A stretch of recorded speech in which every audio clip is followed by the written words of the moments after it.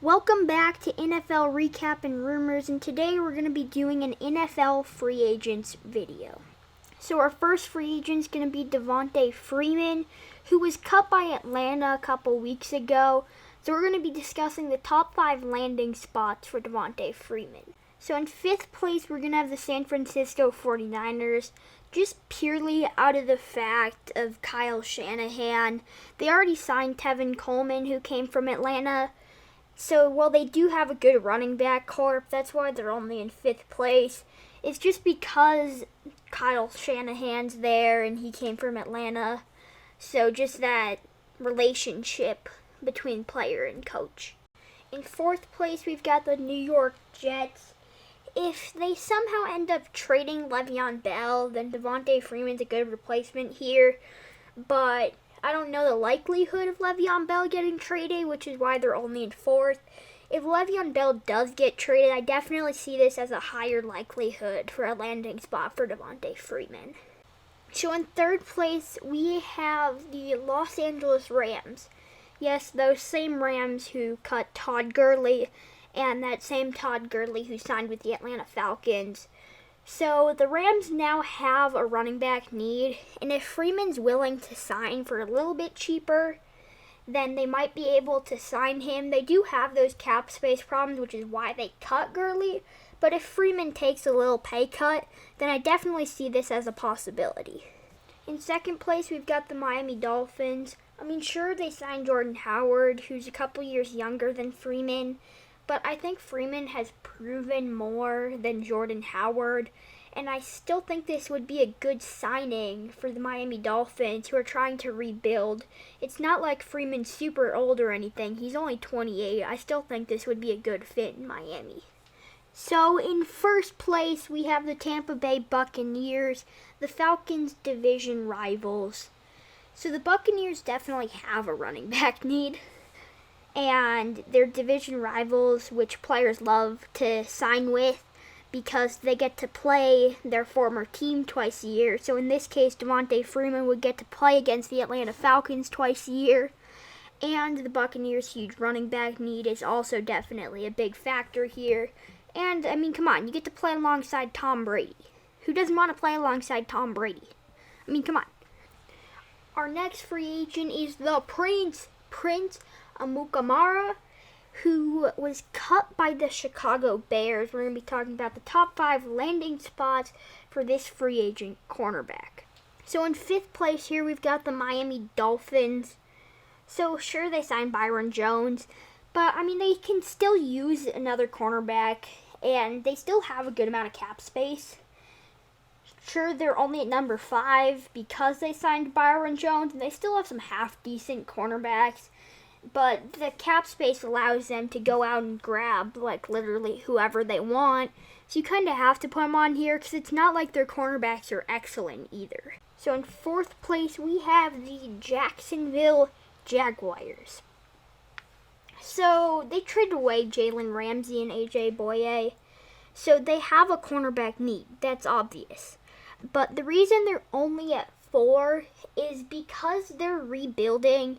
And Amukamara is 30 years old and definitely not going to work in a rebuilding team. So in 3rd place, it's kind of a toss-up here between Denver and Atlanta. But I think we're going to go with Denver in 3rd place, because although Denver does have more cap room than Atlanta, so they'd be able to pay Amukamara more, they're not in the same do-or-die mode. And they didn't even try to get back Chris Harris. And Amukamara is 30 years old. So I think it's still more likely that he goes to Atlanta, because Atlanta, I think, is the better team. And they would be willing to give more money because their cornerbacks are not good. So Denver's cornerbacks aren't good either. But still, at some point, you kind of have to decide here. And I think really this is a tie for 2nd and 3rd, so we're just going to go with Denver in 3rd. And then have the Atlanta Falcons. They're going to be in 2nd place because I think they're slightly better than the Denver Broncos, because the Broncos, they lost Chris Harris, so they also have a cornerback need to fill there. but they also traded for AJ Boye. So the Falcons have that bigger need. And they also already made 2 big splashes. So I wouldn't count out another big splash by getting Amukamara. And he's 30 years old. And so because this is so much of a do or die year, they signed him to like a 1-year contract. And then he hits free agency again after 1 year with the Falcons. Because the Falcons need to improve their cornerbacks if they want to go anywhere this year. So I think Amukamara would be a great last splash this free agency for the Falcons. So in first place, we have the Tampa Bay Buccaneers. Yes, again. Because, so their offense is loaded. They've got Tom Brady, Chris Godwin, Mike Evans, O.J. Howard, Cameron Brate. But their defense is bad. It's bad. It is. And I'm not even going to try to explain how bad it is. But if they want to win games with Tom Brady at quarterback, they need to go out and get some players, especially on the defense. And so Amukamara would be a great play here for the Tampa Bay Buccaneers. And I think it's definitely a move that they make here just to try and get their defense to be better, so that way they can actually be a contender and maybe go get a ring with Tom Brady taking snaps. So our third free agent we're going to be talking about is going to be Logan Ryan. And again, we're going to be ranking the top 5 landing spots for this free agent cornerback. So in 5th place, we're going to have the Atlanta Falcons. So Logan Ryan is likely going to ask for more money than Prince Amukamara. And the Falcons won't be able to pay the same amount of money that other teams would be able to pay to Logan Ryan. So while they still have a cornerback need, if Logan Ryan decides that he really wants to go play for Atlanta and will take a pay cut to do so, then sure, I see it as a possibility, but they likely won't be able to pay him the same amount of money or be willing to pay him the same amount of money as some of the other teams. So in 4th place, we have the Denver Broncos. They have more money than the Falcons, and sure, they traded for AJ Boye, so they don't have the same amount of cornerback need. They still have a cornerback need, and so if they can get Logan Ryan, that'd be a great move, and they'll be able to pay Logan Ryan more money than the Falcons would be able to, which is why they're ranked higher than the Falcons here. So a lot of the same teams appearing here on Logan Ryan that were appearing on Prince Amukamara. But the Jaguars are ranked a little bit higher because they're in the same division as the Titans. And players love to play for division rivals because they get to play their former team twice a year. And so in this case, he would play the Titans twice a year. So the Jaguars have a cornerback need too. They traded away Jalen Ramsey and AJ Boye, so they have that need there. And the division rivals part makes it a little bit higher chance that they sign Logan Ryan than the Jaguars sign Prince Amukamara. So in 2nd place, we've got the Tampa Bay Buccaneers. Yes, you're probably thinking to yourself, finally, they're not in 1st place. Yes, I think there's a team that has a higher likelihood of signing Logan Ryan than the Tampa Bay Buccaneers. But the Tampa Bay Buccaneers still have a defensive need. Their offense is loaded, and they just need to focus on their defense. Their defense is, putting it lightly, trash. It is, and they really need to improve that if they really want to go anywhere over the next 2 years with Tom Brady. And even to just make the playoff, you have to have at least a half-decent defense, and their defense is not even half-decent right now, and that's putting it lightly. So they really need to fill the defense up with good players, or at least half-decent players, and I think Logan Ryan definitely fits the bill here. So I think that he's coming back to Tennessee. You can disagree with me, but I think that they know Logan Ryan fits with their defense, and he's a good player, and they have a cornerback need. And I think they might be able to figure something out where they get Logan Ryan and Jadeveon Clowney, although that's a little bit less likely, and they'd probably have to have both of them take discounts. I think that both players are a top priority. Just at some point they have to choose. I don't really know who they're going to choose, but I think that there's a better chance that he signs with Tennessee than he signs with someone else, which is why I have them higher on here, even though they could say, no, you're going to walk and we're going to sign Clowney here.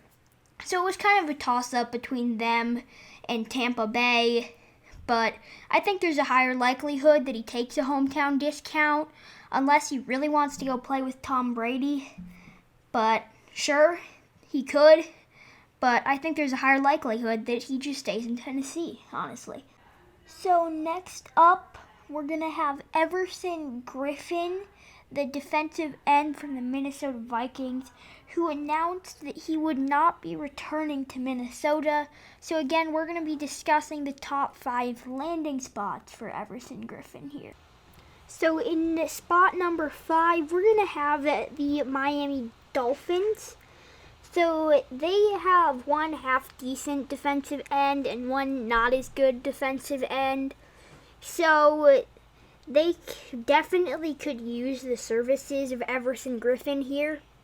But their cap space is a little bit lower than some of these other teams. After spending a good chunk of it, they're down to about $20 million in cap space now. So these other teams would be able to or willing to pay Everson Griffen more than the Dolphins would be able to, which is why the Dolphins are only in 5th place here.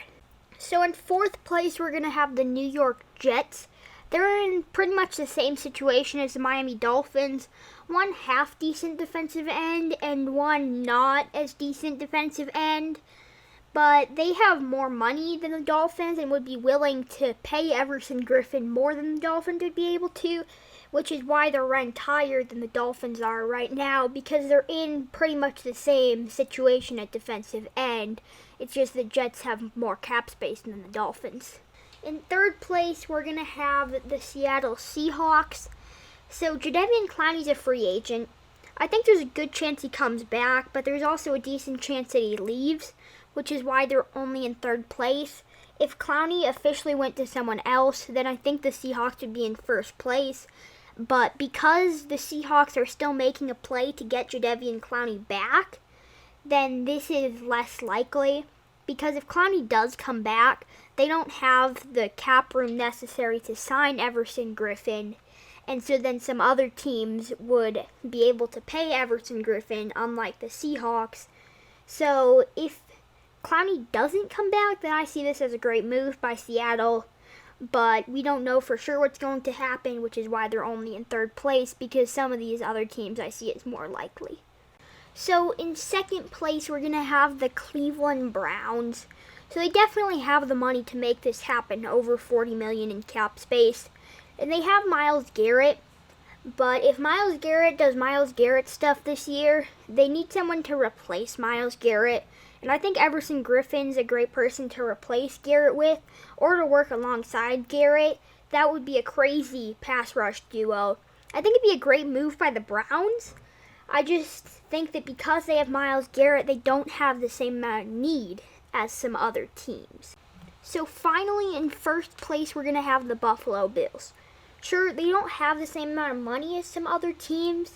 They only have about $20 million in cap space. And they have arguably the best defense in the league. But they don't have a true number 1 pass rusher.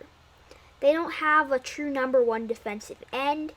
Sure, they signed Quentin Jefferson and Mario Addison, but none of those are on the same level as Everson Griffen. And I think this would be a great move for the Bills so they can win the AFC East and start a deep playoff run and establish themselves in the place that the Patriots have been for the last 2 decades.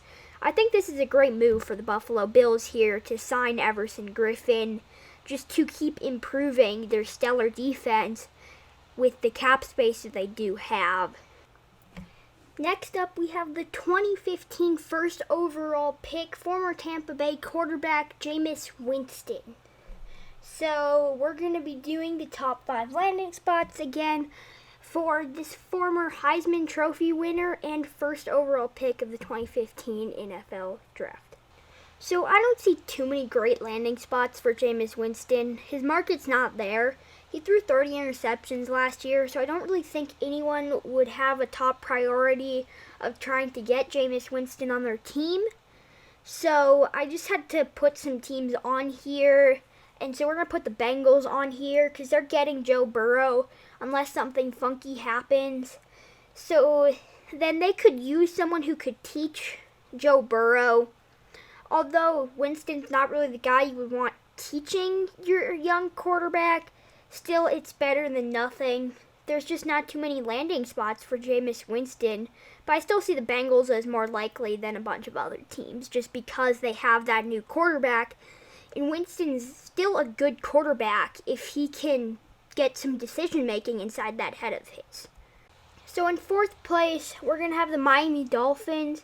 For the same reason as the Cincinnati Bengals, they're likely going to get Tua Tagovailoa or Justin Herbert, and so they could use a bridge quarterback, but Winston's not exactly the best bridge quarterback.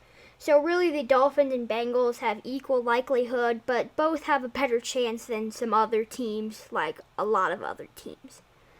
Finally, we're into the teams that are actually likely to land Jameis Winston. So in third place, we're going to have the Pittsburgh Steelers. So I don't really know what's going to happen with Ben Roethlisberger. And if he gets injured, you need a replacement. Or if he doesn't even come back, you need a quarterback. And if he does come back for like a year or so, maybe Winston can learn some of Roethlisberger's decision making and become the new quarterback for the Steelers in a couple of years after Roethlisberger's retired. So this I see is likely whether Roethlisberger stays or he doesn't stay. So in second place, we have the Los Angeles Chargers. So they've said they're fine with rolling with Tyrod Taylor. But I think that Winston's a better quarterback, even though the decision making, like I've talked about before, isn't there. I think Winston can definitely lead the Chargers on a deeper playoff run just because of the fact that the rest of the team is so good that they could carry Winston. But with Taylor there, I just don't think it's as likely that they make a playoff run as if they had Jameis Winston taking snaps. So, I mean, sure, they could just be like, fine, we're just going to say Tyrod Taylor's our starting quarterback, but I don't think that's super likely. I think it's more likely that they sign Jameis Winston or Cam Newton since they missed out on Tom Brady and Phillip Rivers left. Finally, in first place, we have the New England Patriots. So, they lost Tom Brady to the Tampa Bay Buccaneers. They said they're not interested in Cam Newton or Andy Dalton, so that kind of limits their quarterback options. Either they take a quarterback in the draft, they roll with Stidham, or they sign Winston, and I think Winston's the best quarterback that's going to be available. So maybe the Patriots do something crazy and trade up and get Tua. I don't think that's likely. So I think that they just sign Jameis Winston and he's their new starting quarterback for a couple years to fill in the place of Tom Brady. Although there's not really a lot of pressure involved there. I mean, you're just replacing the greatest to ever play the game. No pressure. Next up, we're going to be talking about the 2011 first overall pick and 2015 NFL MVP, Cam Newton. Again, we're going to be doing the top 5 landing spots for the 2015 MVP.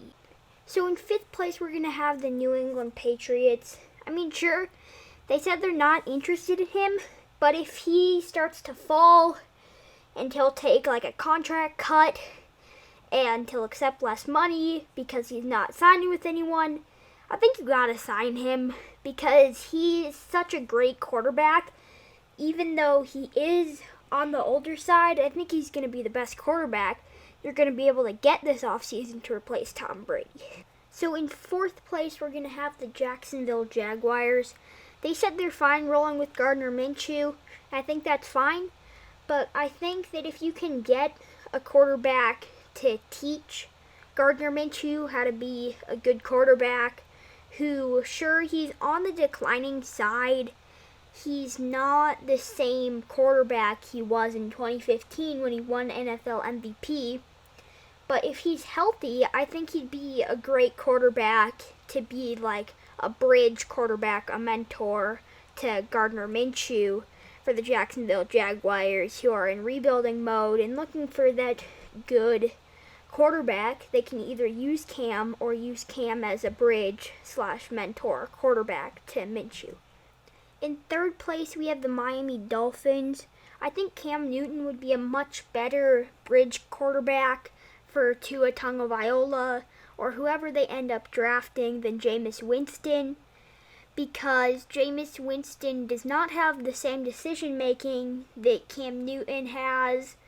So I think this makes sense for Miami to get a quarterback, especially if he's healthy, who can lead Tua Tagovailoa on his NFL career, and the rebuilding Dolphins can keep Cam for a year or two, teach Tua, and then Cam will hit the open market again, and then it'll go from there. But I think this would be a good move by Miami to sign Cam Newton as a bridge quarterback for Tua or whoever they end up drafting, whether that be Justin Herbert, Tua, or they end up trading up for Joe Burrow, which I do not see as likely. But still, I think this is a good move by Miami to do this. In second place, we're going to have the Washington Redskins. Sure, they have Dwayne Haskins, but they've got a new coach, Ron Rivera. He's not the one who was on the squad that drafted Dwayne Haskins. So maybe he thinks about bringing in the quarterback that he knows and loves. That would be Cam Newton from his days in Carolina. I think this is kind of likely. I think it's definitely more likely than some of these other options. Just how likely, I don't know. I still think it's definitely more likely than some of these other landing spots. But I think there's really only one true good landing spot for Cam. And that one true good landing spot's the Los Angeles Chargers. I think this is really the only team he fits with. And so if they choose to roll with Tyrod Taylor, then he might be out of options unless Ron Rivera wants to bring him back. But I think this is a good fit in Los Angeles, and whether it's to be that starting quarterback or just to be a backup to Tyrod Taylor, I don't know.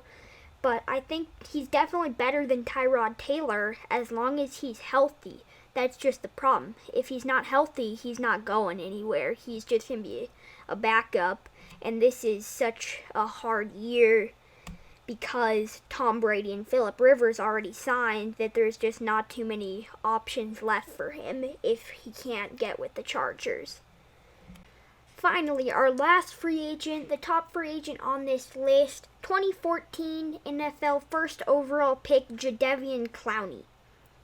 So he was originally drafted by the Texans, traded to the Seahawks, and now he's a free agent. We're going to be talking about the top 5 landing spots for the 2014 first overall pick. So in 5th place, we're going to have the Baltimore Ravens. They traded for Calais Campbell, so they have one end filled. So they could still use another great defensive end, being Jadeveon Clowney. So if they get rid of Matthew Judon, or Clowney takes a serious pay cut because he really wants to go play with Baltimore, then they could figure something out here. But the likelihood of that happening is lower than some other teams signing him. They still could make it work if both sides wanted to. I just think the money's the issue here. In 4th place, we have the Miami Dolphins. They have the money to make this work, but the reason they're only in 4th place is because Clowney said he wants to play for a contender, and the Dolphins are not a contender, which is why they're so low on this. I just don't think it's likely unless they're going to offer him a whole bunch more money than some of the other teams would be able to. I don't think it's likely because he says he wants to play for a contender, and there's other teams who have money that are contenders that he could go play for instead of maybe getting like $200,000 extra dollars to go play with the Miami Dolphins. I don't think that's likely. In third place, we have the New York Jets. They've been talking with Clowney, but they're not a contender either, which is why they are lower. But they've been talking with him, which is why they're higher than the Dolphins and the Ravens. But I don't think there's anything that's going to be finalized. I don't think it's likely that something happens here because they're not a contender. There's other teams that are contenders that would be able to pay him the same amount of money as the Jets would be able to. So for that reason, I don't think the Jets are going to land Clowney. I've been bouncing around it a bit, but I think in second place we're going to have the Tennessee Titans.